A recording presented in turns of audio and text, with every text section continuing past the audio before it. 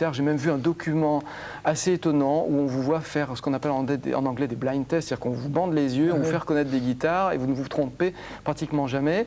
Et comme donc j'ai su que vous aviez cette passion, on vous propose pour notre rubrique C'est la vie, où on voit des images tous les jours qui sont originaires de notre région, découvrir un luthier qu'on aura la chance, on ne sera plus vraiment un invité surprise, mais qu'on verra tout à l'heure sur notre plateau. Et j'aimerais que vous écoutiez ce qu'il nous dit, la façon dont il nous le dit. Il nous parle de son métier. Il a choisi de vivre en Haute-Savoie, dans un petit village, après avoir tout abandonné à l'âge de 40 ans. On écoute.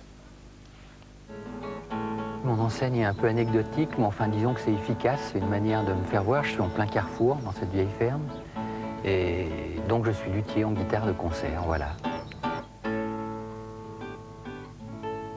Voilà une table d'harmonie, c'est la pièce essentielle sur une guitare, c'est le moteur de la guitare. Mais le problème, c'est que les cordes tirent 40 kg sur une table d'harmonie. Et alors, on a collé derrière cette table d'harmonie une charpente qu'on appelle en lutherie un barrage. Et on s'est aperçu également que les dispositions de ce barrage modifient le son. Pour simplifier, on peut dire qu'il faut raidir le côté des aigus et laisser flotter le côté des basses.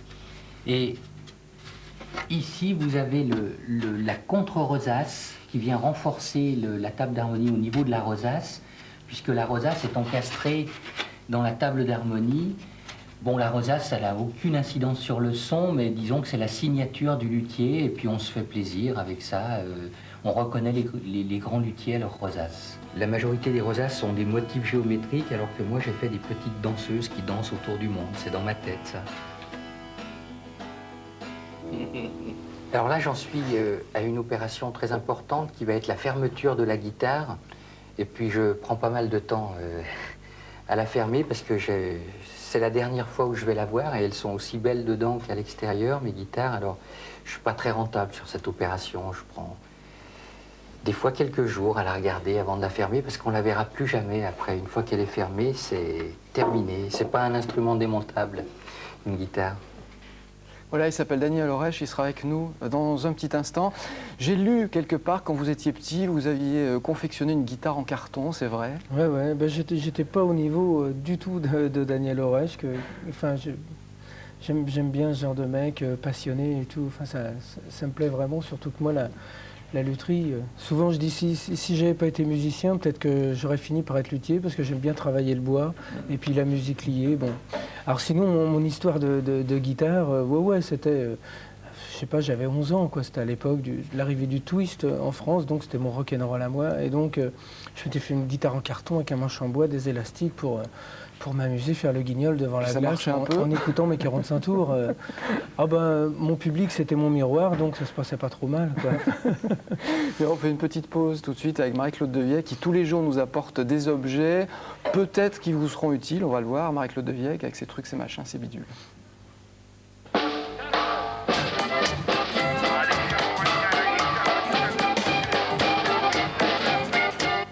Bonjour Alain, bonjour Paul Personne. Eh bien aujourd'hui, je vous propose une belle cafetière à pression isotherme. Est-ce que vous aimez le café, Paul Personne? Oui, à dose modérée, oui. À dose modérée. Écoutez, c'est très bien parce que le soir, quand vous serez dans votre loge juste avant un concert, eh bien grâce à cette cafetière, c'est une cafetière à l'ancienne. On peut dire que c'est une cafetière italienne. Alors, vous allez mettre à l'intérieur votre café qui sera moulu grossièrement. Ensuite, vous mettrez de l'eau chaude. Et puis vous mettrez votre filtre tout simplement et vous l'enfoncerez tout doucement pour que votre café soit très bon. Et il restera au chaud toute la journée, toute la soirée, toute la nuit. À la fois une cafetière pratique, enfin classique. Classique, pratique et en même temps... Une bouteille thermique, voilà. On va dire ça comme ça. Oui, sans comme un prononcer thermos, ça le fait comme un thermos. Et sympa. puis, je ne sais pas si vous êtes bricoleur, mais en tout cas, voilà une petite boîte de tournevis. Alors là, il faudra peut-être montrer. On demandera à Daniel Orech s'il peut s'en servir pour démonter, remonter les guitares. Tout simplement. À l'intérieur, il y a des piles. Et puis vous allez voir, c'est un tournevis lumineux. Ah, avec des petites ampoules. Alors il a des ça, petites c'est pas ampoules. bête. Hein. On l'a regardé tout à l'heure dans le noir et c'est vrai, il éclaire très là, on très voit bien. bien, ouais, regardez. Alors voilà, vous qui travaillez souvent le soir, je ne sais pas si vous avez le temps de bricoler ou je ne sais pas si vous avez un petit enduit technique sur le plateau, eh bien avec ce tournevis, eh bien vous pourrez donc réparer. Alors la boîte est extrêmement bien faite, il y a 19 embouts. Ça, on va les montrer un petit peu parce qu'elle est Voilà. un petit peu loin, on se rapproche. Est-ce qu'on voit les embouts? Est-ce qu'on voit bien les Mais embouts? oui, regardez Voilà. là. Et puis vous avez des douilles. Vous avez 8 douilles. Magique. Ne me demandez pas à quoi ça sert parce que je ne sais pas bien. Ça, c'est pour visser, dévisser. On appelle ça une clé coudée. Et puis d'autres tournevis. Voilà, pour mettre à la place de celui-là, cruciforme. Le parfait petit bricoleur. Alors voilà. Merci Marie-Claude. C'est pratique en tout cas. On se retrouve demain, puis comme Bien d'habitude, pour se procurer ces beaux objets utiles, agréables ou futiles, eh bien une seule adresse, la voici, celle de Marie-Claude, Ainsi va la vie. Merci à Marie, à demain. Je vous en prie, à Je demain. retrouve Paul Personne avec les mots surprises. Peut-être des sujets qu'on a déjà abordés, on verra. Hein. On va s'adapter. Top 50. Top 50, oui. J'aimerais savoir, moi, j'aimerais savoir si c'est quelque chose qui vous intéresse ou si vous en êtes vraiment très loin. Ça ne m'a jamais intéressé. C'est-à-dire, pas vraiment, quoi, dans le sens où c'est... Bon, quelque part, c'est l'achat des gens, donc c'est le choix de ce qu'on appelle le public, quoi. Mais disons, je me suis toujours... j'ai toujours pris énormément de distance par rapport à ça, parce que je crois que si on commence à s'occuper de, entre guillemets, de sa carrière, c'est-à-dire comment on est placé, combien on vend de disques, alors vieux, est-ce que ça marche pour moi en ce moment? Je crois qu'on devient fou. Même un mec comme John Lennon s'était fait avoir à cette histoire-là. Il regardait combien il était classé au Billboard et à un moment il se disait « Ah bon, tu vois, j'ai des sens, ça y est, les gens m'aiment plus, on m'oublie. » Donc, il y a deux mots qui reviennent souvent quand on lit des choses sur vous, c'est discret et sincère. Et finalement, la sincérité, ça finit toujours par payer, visiblement. C'est peut-être l'enseignement qu'on peut tirer de ça. Je sais pas, en tout cas, j'ai pas le choix, quoi. C'est comme ça que je fonctionne et pour moi, quand on parle du showbiz ou de tas de choses comme ça, pour moi, je m'en fous, quoi. C'est-à-dire, j'ai ma vie, je trace ma route comme ça, et on rencontre des gens bien et des gens moins bien. L'hypocrisie, c'est pas mon problème, quoi. Allez. Deuxième mot. Confiance. Confiance. Est-ce que vous avez confiance en vous? J'ai un vieil ami ennemi qui s'appelle le doute, Ouais. et qui est à mes côtés en permanence. Mais on ne vit pas dans le doute, en fait, on ne progresse pas sans le doute. C'est Ouais, pas un stimulant? Ouais, je pense, c'est ce qui fait se remettre en question à chaque fois. Bon, il y a des jours, justement, il sert à avancer, puis il y a des jours, il sert à nous enfoncer la tête sous l'eau, quoi. Alors bon, faut faire avec, c'est pas fastoche. Mais par contre, la confiance dans les autres, ça peut être vachement bien. C'est important. Olympia, super. Lieu mythique par excellence? Bah ouais, je pense, quoi. Ça s'est passé comme ça. C'est un endroit, d'abord c'est un bel endroit, et c'est un endroit où quand même un paquet de personnes sont passées, quoi. De Brel à Edith Piaf, en passant par les Beatles, Hendrix, et puis tous les autres, quoi. On m'a dit que vous étiez très fan d'autres chanteurs, c'est vrai? D'autres chanteurs? Oui. Bah ouais, moi je suis surtout fan des autres, quoi. C'est... Enfin, disons que j'ai pas le côté fan, genre je veux sa chemise ou je veux son peigne, ça n'a jamais été mon problème. Mais je cherche même pas tellement à savoir comment ces gens-là sont dans la vie, quoi. S'ils sont bien, je préfère. Parfois on peut être déçu en disant « Ah ouais, j'aimais bien lui, mais je crois que c'est vraiment un con, quoi. » Mais disons que j'aime bien... Ouais, j'ai beaucoup d'idoles en fin de compte, quoi. On va accueillir quelqu'un qui ne vous décevra pas, je pense, tout de suite. C'est Daniel Orech, donc on a vu il y a quelques instants dans les images qui ont été tournées en Haute-Savoie. Daniel Orech, bonjour. Bonjour. Salut.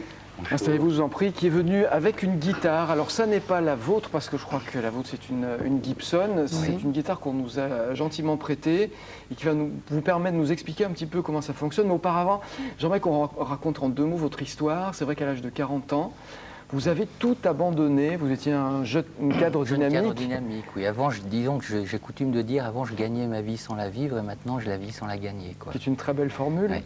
Mais je dois ça à ma femme qui m'a vraiment éjecté du système parce que j'étais très mal dans ma peau de cadre. Et puis ma passion de toujours, notre passion, c'est notre chérie, quoi. Et j'ai explosé. À 40 ans, j'ai fait une crise. Tous les mecs font une crise. Crise existentielle. Ouais. Mais en fait, ça se menaçait depuis un petit moment, parce que je crois que la guitare, vous êtes un passionné depuis l'âge de 15 ans. Depuis 15 ans, je joue, et c'est pas très original, parce que j'ai fait aussi une guitare en carton. ça, on ne le savait pas, hein, c'est pas ce coup. À l'époque des Spoutnik, c'est très la précisément. Ouais. Alors, vous faites des guitares classiques, néanmoins, vous réparez des guitares électriques. Moi, j'aime toutes les guitares, j'aime toutes les musiques, hein, je suis pas raciste. Je fais des guitares de concert parce que c'est c'est la plus sensible, c'est celle avec laquelle on peut faire le plus de choses en lutherie. Mais je suis un vieux rocker et je règle toutes les guitares des rockers de ma région, quoi. On vous voit là au travail, donc avec vos guitares. Vous mettez jusqu'à 3 mois pour fabriquer une guitare, c'est vrai? Oui, mais c'est pas, il faut pas le dire parce que ça fait rire tout le monde. Parce que je ne veux pas du tout. J'ai produit pendant 25 ans quand j'étais architecte. Et aujourd'hui, je ne suis pas luthier pour produire, je suis luthier pour me faire plaisir. C'est une pré-retraite et je peux prendre du plaisir. Donc 3 mois, ça fait rire beaucoup d'autres luthiers qui produisent beaucoup plus. Mais moi, je mets 3 mois à faire une guitare et même plus. Oui. Paul Persson, j'aimerais savoir ce que ça vous fait de rencontrer quelqu'un comme ça qui a un tel amour du métier. Est-ce que ceux qui fabriquent vos guitares, vous les rencontrez, vous les connaissez? Est-ce qu'ils partagent cette même passion? Enfin, je me suis fait fabriquer une seule guitare il y a pas mal de temps. C'est par les frères Jacobassi, qui étaient très célèbres dans le métier, qui maintenant ont pris leur retraite. Mais j'aimais bien, je passais du temps chez eux, on parlait de tas de choses. Et comme je disais tout à l'heure, j'ai toujours aimé travailler le bois, j'aime bien la menuiserie ou des choses comme ça. Et donc, j'aimais bien ces odeurs. Enfin bon, même les machines ne m'effrayaient pas trop, quoi. Bon, faut faire gaffe à ses doigts quand on coupe. Mais j'aimais bien les voir coller, ajuster, souder des micros. Et actuellement, bon, je vais chez des luthiers à Paris qui sont des potes aussi. Et c'est pareil, je me sens à chaque fois très très bien dans cet environnement, quoi. Je trouve que c'est... Et comme il disait tout à l'heure, bon, 3 mois pour une guitare, bon, ce qui compte, c'est la qualité, c'est pas la quantité, je crois. Puis comme il a pris un chemin très artisanal, très en dehors de tout, je trouve ça vraiment bien. Moi, je sais que c'est un truc qui m'aurait... C'est peut-être comme ça que je vais finir, moi aussi. Une belle fin. Vous vivez à la campagne, on peut dire oui, ça, oui, pas en très pleine, loin d'Annecy, oui, en Haute-Savoie. Entre Annecy et Aix-les-Bains. Oui. Alors vous m'avez dit en venant ici, moi j'ai un petit truc que j'aimerais bien faire passer pour les jeunes, pour les amateurs de guitare. Oui, il y a des choses toutes simples à savoir et qu'on ne sait pas. Oui, je joue depuis 15 ans et il m'est arrivé même de revendre à l'époque des guitares en disant qu'elles étaient fausses, mais tout simplement elles n'étaient pas réglées. Et maintenant j'ai une mission, c'est de dire aux jeunes rockers, avec très peu de choses, on peut changer la vie d'un guitariste. Et il y a des gens qui viennent me voir pour régler leur guitare pour la vendre, puis ils repartent, ils ne la vendent plus parce qu'ils ne savaient pas qu'elle n'était pas du tout réglée, quoi. Alors, puisque c'est une mission, très quels sont les petits trucs très rapidement? Le plus important, c'est le tirant des cordes qui conditionne tout le reste. Il faut savoir avec quel jeu on veut jouer. Si on veut jouer avec du 9 ou du 10, ça c'est technique. Donc c'est un tirant, c'est entre 40 et 60 kilos. Et une fois que la guitare est réglée, il ne faut jamais changer de tirant de corde. Une fois qu'on a choisi son tirant, on règle la tension, la barre de tension du manche, la planéité de la touche, qui ne doit pas être plate, bon c'est compliqué. Ensuite on règle l'action des cordes, c'est la hauteur des cordes par rapport à la touche. Et ensuite, c'est les réglages principaux, on règle la compensation qui est la justesse de la guitare. Et c'est des choses toutes simples que pas tous les guitaristes peuvent faire, mais ils peuvent venir me voir, hein, je me fais de la pub. Alors justement, on ne va pas tout leur dire. C'est très simple et ça peut leur changer la vie. Moi, j'ai galéré toute ma jeunesse avec des guitares. Puis c'est un instrument populaire. En général, le guitariste, il ne fait pas trop attention. À l'époque, moi, je ne faisais pas attention et puis maintenant, c'est mon métier, quoi. Mais merci beaucoup, Daniel Orech, de nous apporter ce petit moment de passion. On vous trouve où exactement? À une sortie d'autoroute entre Annecy et Aix-les-Bains, dans une ferme. Le lieu, ça s'appelle, la commune, si on veut vous chercher? Le Picieux à Saint-Sylvestre. Saint-Sylvestre, c'est Daniel Orech, un nom à retenir. Vous réglez les guitares, vous en fabriquez, merci beaucoup. Voilà. On retrouve Nathalie Christ tout de suite pour la météo et l'agenda.